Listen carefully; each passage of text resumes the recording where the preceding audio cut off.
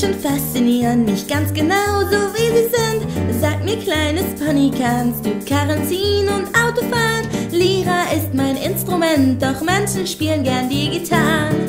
Ein Geheimnis, Anthropologie, Fingerzehen und kleine Nasen, braunes Haar und helle Haut. Wäre es zu viel verlangt, einmal in ihre Welt zu schauen? Jeder sagt mir, das ist Schwachsinn und ein altes Märchen.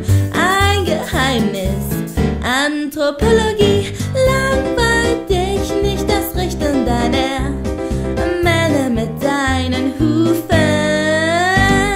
Es ist keine Schadenfreude, doch ihre Geschichte zeigt mir, Flügel und Magie sind egal, denn die Menschen brauchen's nicht. Alle Erfindungen entwickeln sie durch ihre Fantasie. Kinder, Teenies und die Alten, alle haben Kleidung an. Es ist so echt für mich. Anthropologie, Albert Einstein, Cleopatra, William Shakespeare, Elton John, Michael Phelps, Barack Obama. Wer sagt denn, die sind verschollen? Menschen mögen uns viel leichter und cosplayen uns zu einer Con. Es ist so echt für mich. Anthropologie, ja, sie hatten auch mal Kriege.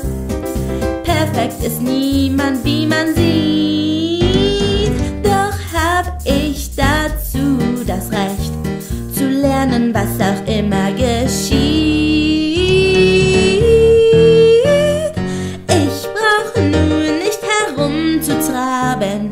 Ich kann auf 2 Beinen stehen.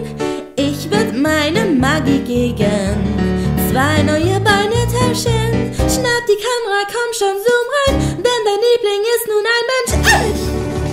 Das ist wahr.